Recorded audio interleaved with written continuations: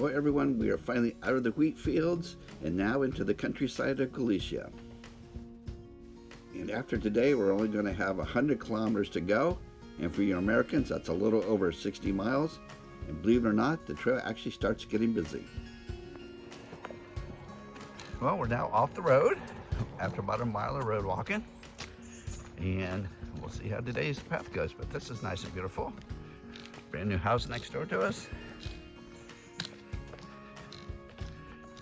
Beautiful hiking through here. So we went through that town that looked like a couple people living in, and now we're on this old pathway. Really pretty in here. Oak trees and chestnut trees, mostly oak trees in here.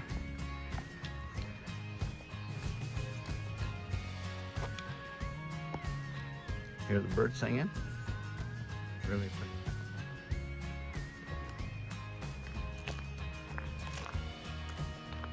There's some more of this beautiful, easy to walk trail, old abandoned stone structures.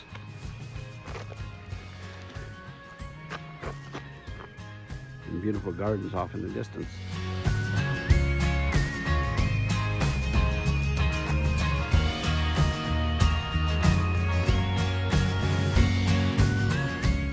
One of the things that we noticed was that in the eastern Spain, it was red tile roofs. Once we got to Galicia, it actually was slate roofs in all different shapes and sizes.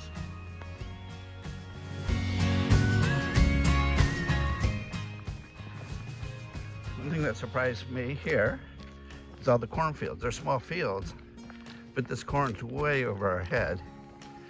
Have Tammy walk up into it once. Shows you how tall that corn is.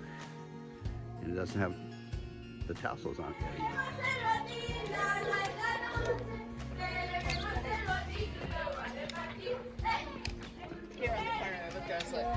After seeing this large group of pilgrims walk by, mostly teenagers, it was really great to get back into the countryside and among the cornfields.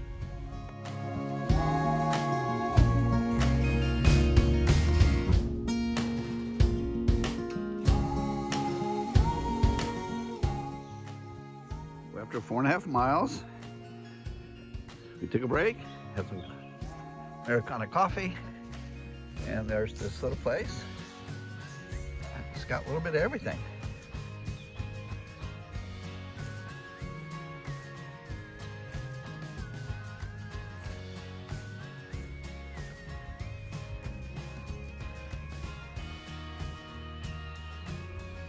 These are leprechaun tents.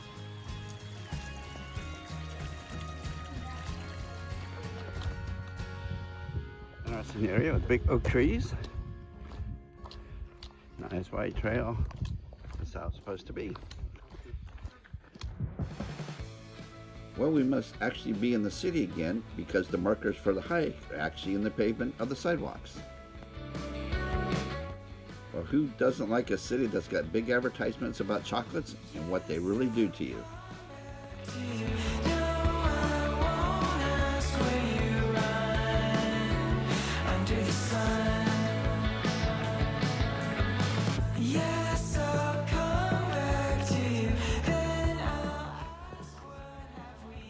This is our albergue for tonight. It's kind of a modern design. Walk down the hallway.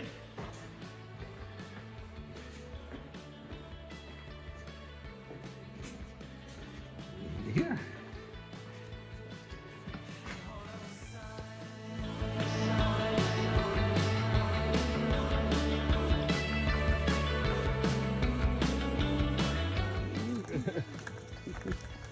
Beautiful. Beautiful animal. Look.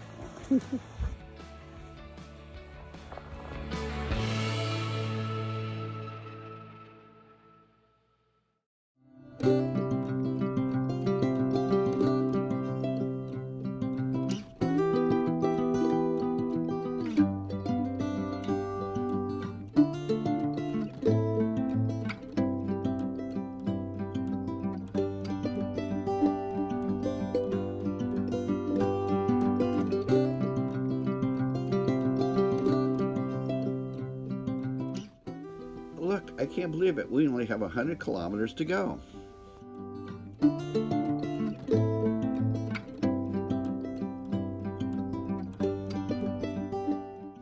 And this is about the first section of the trail that we've seen that they're actually repairing the stone fences.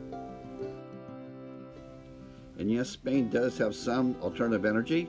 And we passed this huge group of windmills that were sitting up above the fog. Beautiful morning, big chestnut trees down in the valley there. You probably can't see it, but there's actually windmills up above the fog, and they're just turning very slightly.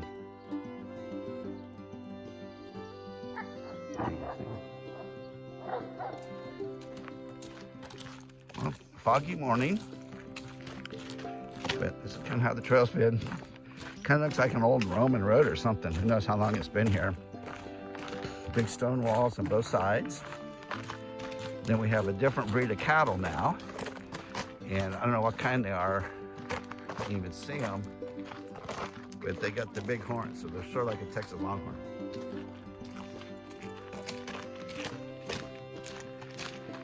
And the whole trail has been these big oak trees.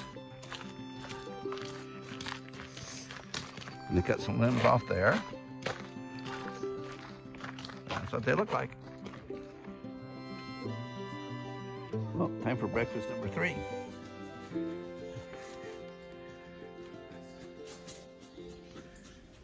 Well, after a couple miles, we figured it was time for some more coffee and came along this great cafe. And if you notice, we were the only ones there. Like most days, it's been nice and warm, so when we got into Puerto Marin around noon, we decided the first thing on the agenda was to find a place to stay for the night. After knocking on about a dozen doors of albergues and hotels, all being told the same thing: sorry, it's the weekend, we're all full. We had to move on for about another 5 miles.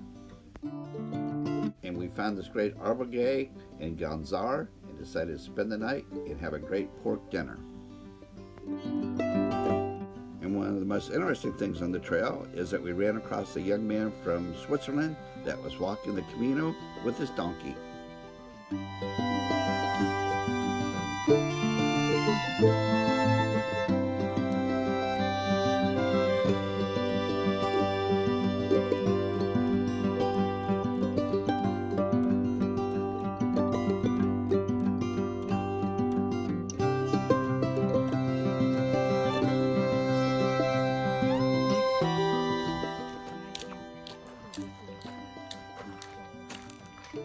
Whatever.